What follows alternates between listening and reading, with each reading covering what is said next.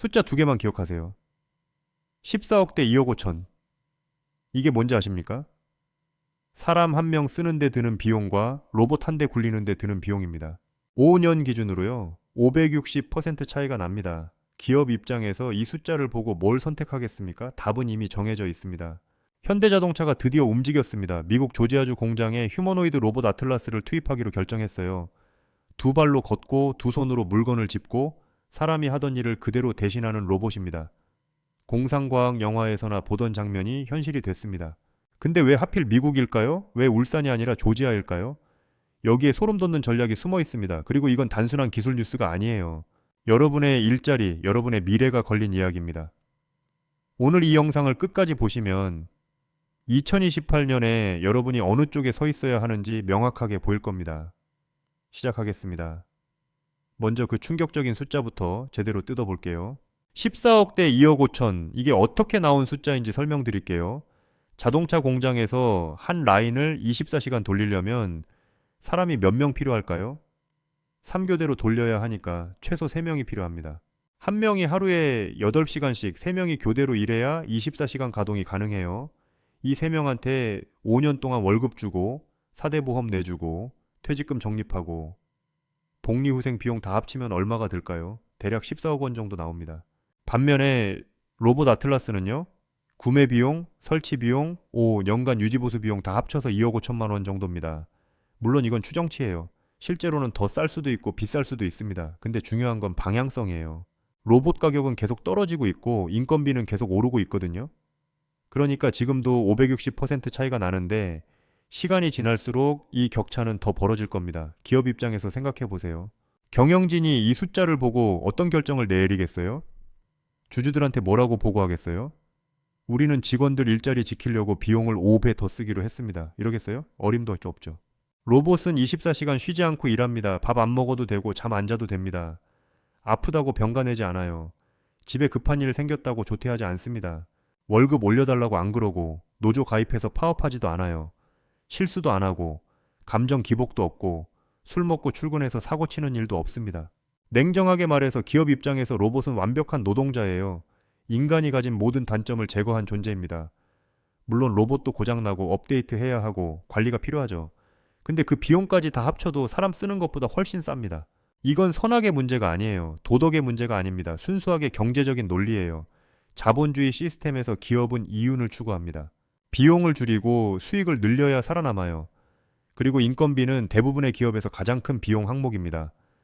이거를 획기적으로 줄일 수 있는 방법이 생겼는데 안 쓸 이유가 있겠어요? 자, 그러면은 현대차는 왜 울산이 아니라 미국 조지아를 선택했을까요? 여기서부터가 진짜 흥미로운 부분입니다. 현대차 울산 공장, 다들 아시죠? 세계 최대 규모의 단일 자동차 공장입니다. 연간 생산 능력이 150만 대가 넘어요. 현대차의 심장이죠. 그리고 이 울산 공장에는 뭐가 있습니까?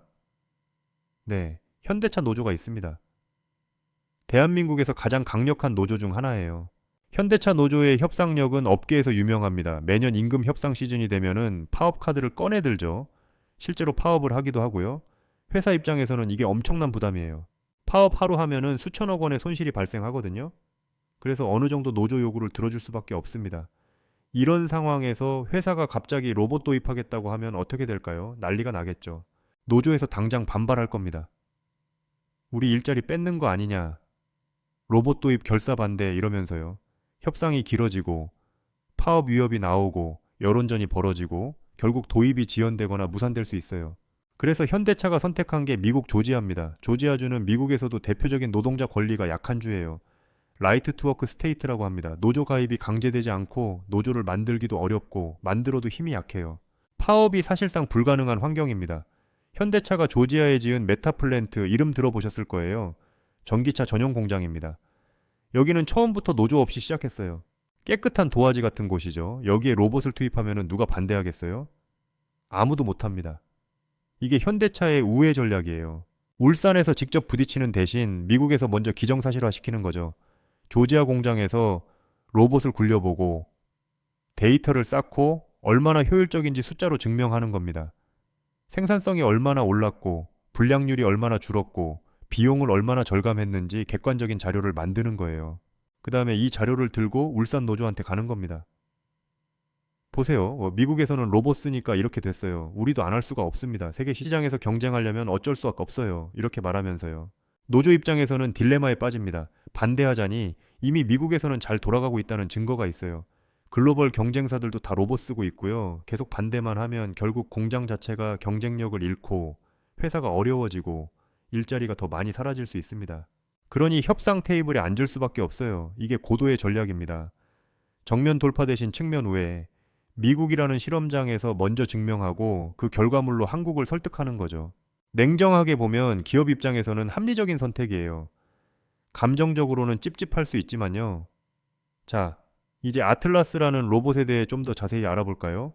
이 녀석이 왜 무서운지, 기존 산업용 로봇과 뭐가 다른지 설명드릴게요. 기존의 공장에서 쓰던 로봇들 생각해 보세요. 커다란 팔이 달린 로봇이 용접하고 부품 집어서 옮기고 그런 거 많이 보셨잖아요. 이런 로봇들은 정해진 위치에 고정되어 있습니다. 움직이지 못해요. 그래서 로봇을 도입하려면 공장 라인 자체를 로봇에 맞춰서 새로 설계해야 합니다. 엄청난 초기 투자가 필요해요. 그리고 이런 로봇들은 정해진 동작만 반복합니다. A 작업, B 작업, C 작업 순서대로 무한 반복이요. 예외 상황에 대처하는 능력이 없어요. 뭔가 조금만 달라져도 멈춰버립니다. 그래서 사람이 옆에서 지켜봐야 하고 이상 생기면 바로 개입해야 해요. 근데 아틀라스는 달라요. 이 녀석은 두 발로 걷습니다. 두 손이 있고요. 사람처럼 생겼어요. 그러니까 사람이 일하던 환경에서 그대로 일할 수 있습니다. 공장 라인을 새로 깔 필요가 없어요. 기존에 사람이 다니던 복도로 걸어 다니고 사람이 쓰던 작업대에서 일하고 사람이 쓰던 도구를 집어들어서 사용합니다. 이게 왜 무서운 거냐면요. 대체가 너무 쉽기 때문이에요. 기존 로봇은 도입하려면 공장을 뜯어 고쳐야 했습니다. 그래서 투자 규모가 크고 시간도 오래 걸리고 회수하는데도 시간이 걸렸어요. 근데 아틀라스는요? 그냥 공장에 데려다 놓으면 됩니다. 어제까지 사람이 서 있던 자리에 로봇이 서는 거예요. 문자 그대로 즉각적인 대체가 가능합니다. 그리고 더 무서운 게 있어요. 학습 능력입니다. 아틀라스 한 대가 새로운 작업을 배웠다고 칩시다. 처음에는 서툴러요. 시행착오를 거치면서 점점 능숙해집니다. 근데 이 학습 데이터가 클라우드에 올라가요. 그러면은 전 세계에 있는 모든 아틀라스가 이 데이터를 다운로드 받을 수 있습니다. 1초 만에요. 한 대가 베테랑이 되면 모든 로봇이 동시에 베테랑이 되는 겁니다. 사람은요? 한 명이 10년 경력의 베테랑이 되려면 10년이 걸립니다. 그 지식을 다른 사람한테 전수하려면 또 시간이 걸리고요. 교육 비용도 들고 시간도 들고 배우는 사람 역량에 따라 결과도 다릅니다. 로봇은 그런 건 없어요. 복사 붙여넣기 하면은 끝입니다. 극한의 작업 환경에서도 로봇은 문제 없습니다. 용접 작업 생각해 보세요. 불꽃이 튀고 연기가 나고 온도가 높고 소음이 엄청나죠. 사람이 하루 종일 그 환경에서 일하면 체력적으로 한계가 있습니다. 정신적으로도 힘들고요. 산업재해 위험도 높아요. 로봇은요? 상관없습니다. 더워도 되고 추워도 되고 시끄러워도 되고 냄새가 나도 됩니다. 지치지도 않고 다치지도 않아요. 정밀도도 비교가 안 됩니다. 사람 손은 아무리 숙련되어도 미세한 떨림이 있어요. 피곤하면 더 심해지고요. 로봇은 0.1mm 단위로 정확하게 작업합니다. 매번 똑같이요. 불량률이 획기적으로 줄어듭니다. 자, 이쯤 되면 궁금하실 거예요. 현대차만 이러는 건가요? 아닙니다. 전 세계 자동차 업계가 이미 로봇 도입 경쟁에 뛰어들었습니다. 테슬라 얘기 안 할 수가 없죠. 일론 머스크가 항상 자랑하는 게 뭡니까? 기가팩토리의 자동화율이요. 예, 테슬라 공장의 자동화율이 95%에 육박한다고 합니다. 공장에 들어가 보면 사람보다 로봇이 더 많아요. 사람은 거의 로봇을 감시하고 관리하는 역할만 합니다. 테슬라는 여기서 더 나아가서 자체 휴머노이드 로봇 옵티머스를 개발하고 있죠. 아직 아틀라스만큼 완성도가 높지는 않지만 빠르게 따라잡고 있습니다. 머스크 말로는 몇 년 안에 옵티머스가 테슬라 공장에서 일하게 될 거라고 해요. 중국의 BYD도 무섭습니다. BYD가 어떻게 테슬라를 위협하는 전기차 업체가 됐는지 아세요? 원가 경쟁력이에요. BYD는 배터리부터 차체까지 전부 자체 생산합니다. 수직 계열화가 철저해요. 그리고 공장 자동화에 엄청나게 투자했습니다. 배터리 원가를 30%나 절감했다고 알려져 있어요. 폭스바겐, 도요타, 제너럴 모터스, 포드 전부 마찬가지입니다. 글로벌 자동차 회사들이 앞다투어 로봇을 도입하고 있어요. 이건 선택이 아니라 생존의 문제가 됐습니다. 남들이 다 로봇 쓰는데 우리만 안 쓰면 어떻게 되겠어요? 원가 경쟁에서 밀립니다. 가격 경쟁에서 밀립니다. 시장에서 도태됩니다. 현대차 입장에서 로봇 도입은 선택지가 아니에요. 안 하면 죽는 겁니다. 테슬라가, BYD가, 도요타가 로봇으로 원가를 낮추는데 현대차만 사람 쓰면서 비용을 5배 더 쓰고 있으면 어떻게 경쟁하겠어요? 가격을 맞추려면 마진을 줄여야 하고, 마진이 줄면 연구개발 투자가 줄고, 투자가 줄면 기술력이 뒤처지고, 결국 회사 전체가 경쟁력을 잃습니다. 그래서 현대차가 아틀라스를 도입하는 건 노동자를 미워해서가 아니에요. 살아남으려고 그러는 겁니다. 글로벌 시장에서 경쟁하려면 어쩔 수 없는 선택인 거죠. 자, 여기까지 들으면 좀 암울하시죠? 로봇이 일자리를 빼앗는다. 인간은 필요지 없어진다. 이런 디스토피아적인 그림이 그려지잖아요. 근데 잠깐만요. 역사를 돌아보면 비슷한 상황이 전에도 있었습니다. 그리고 결과는 우리 생각과 좀 달랐어요. 18세기 후반, 영국에서 산업혁명이 시작됩니다. 방적기가 발명되고 증기기관이 등장하고 기계가 사람의 일을 대신하기 시작했어요. 그때 노동자들 반응이 어땠을까요? 기계를 때려 부쉈습니다. 러다이트 운동이라고 들어보셨죠? 기계가 일자리를 빼앗는다면서 공장에 쳐들어가서 기계를 파괴했어요. 결과가 어떻게 됐을까요? 기계는 멈추지 않았습니다. 오히려 더 빠르게 보급됐어요. 기계를 부순 노동자들은 체포되거나 처벌받았고요. 그리고 시간이 지나면서 새로운 일자리가 생겨났습니다. 기계를 조작하는 일, 기계를 수리하는 일, 기계로 만든 물건을 파는 일. 이전에는 없던 직업들이 등장한 거예요. 더 최근 사례도 있습니다. ATM 기억나시죠? 현금 자동 입출 금기요. ATM이 처음 나왔을 때 사람들이 뭐라고 했게요? 은행원들 다 잘리겠다. 은행 창구 직원 필요 없어지겠다 이랬어요. 실제로 어떻게 됐을까요? 놀랍게도 은행 지점 수는 오히려 늘었습니다. 왜냐하면 ATM 덕분에 지점 운영 비용이 줄어들었거든요. 그래서 더 많은 지점을 열 수 있게 됐어요. 물론 창구에서 현금 입출금 업무를 하던 직원들의 역할은 바뀌었죠. 대신 대출 상담, 자산 관리, 고객 서비스 같은 더 복잡한 업무를 하게 됐습니다. 패턴이 보이시나요? 기술이 발전하면 단순 반복 업무는 사라집니다. 이건 피할 수 없어요. 근데 동시에 새로운 업무가 생겨납니다. 기술을 관리하고 최적화하고, 그리고 이런 새로운 일자리는 보통 더 높은 임금을 받습니다. 그러니까 질문을 바꿔야 하래요. 로봇이 일자리를 빼앗을 것인가가 아니라 로봇 시대에 어떤 일자리가 살아남을 것인가를 물어야 합니다. 그리고 더 중요한 건 내가 그 살아남는 쪽에 어떻게 들어갈 것인가예요.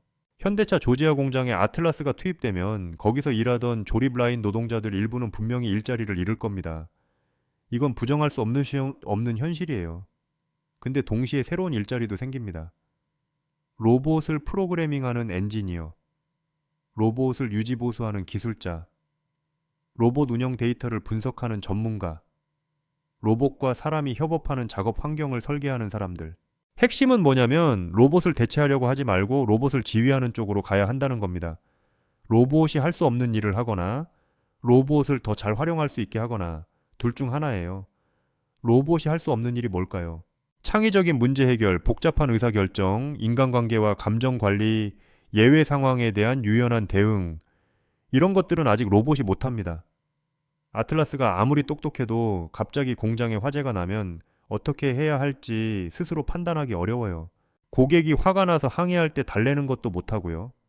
새로운 제품을 기획하고 디자인하는 것도 못합니다. 그리고 로봇을 더 잘 활용하는 일도 있어요. 로봇의 성능을 극대화하려면 누군가가 로봇을 이해하고 조정하고 개선해야 합니다. 이건 사람만 할 수 있어요. 로봇이 로봇을 고치는 시대는 아직 오지 않았거든요. 자, 그러면 우리한테 시간이 얼마나 남았을까요? 전문가들은 2028년을 주요한 전환점으로 봅니다. 아틀라스 같은 휴머노이드 로봇이 본격적으로 양산되기 시작하는 시점이에요. 지금부터 약 2년 후입니다. 2년이요. 2년이 길다고 느껴지세요? 짧다고 느껴지세요? 뭔가를 근본적으로 바꾸기에 2년은 정말 짧은 시간입니다. 새로운 기술을 배우고 자격증을 따고 경력을 쌓으려면 시간이 필요하거든요. 그래서 지금 당장 움직여야 합니다. 변화를 거부하고 저항하는데 에너지를 쓰지 마세요. 레오다이트 운동이 어떻게 끝났는지 봤잖아요. 기계를 부숴봤자 아무 소용 없었습니다. 기술의 흐름은 멈출 수 없어요. 그 흐름에 올라타야 합니다. 구체적으로 뭘 해야 할까요? 첫째, 로봇과 자동화에 대해 공부하세요. 로봇이 어떻게 작동하는지, 어떻게 프로그래밍 되는지 기초적인 이해만 있어도 큰 차이가 납니다. 온라인에 무료 강의 많아요. 유튜브에도 있고요. 둘째, 데이터 분석 능력을 키우세요. 로봇이 만들어내는 방대한 데이터를 해석하고 활용하는 건 사람의 몫입니다. 엑셀 좀 다룰 줄 아는 것과 데이터를 보고 인사이트를 뽑아내는 건 다른 차원의 능력이에요.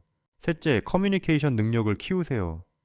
로봇이 아무리 발전해도 사람과 사람 사이의 소통은 대체하기 어렵습니다. 협상, 설득, 팀워크, 리더십, 이런 소프트 스킬은 오히려 더 중요해질 거예요. 넷째, 계속 배우는 습관을 들이세요. 평생학습이라는 말 많이 들어보셨죠? 이제 진짜 그래야 합니다. 한 번 배운 기술로 평생 먹고 사는 시대는 끝났어요. 계속 새로운 걸 배우고 적응하고 진화해야 합니다. 결국 선택은 여러분 몫입니다. 2028년 로봇이 공장에 들어오는 날, 여러분은 어느 쪽에 서 있을 건가요?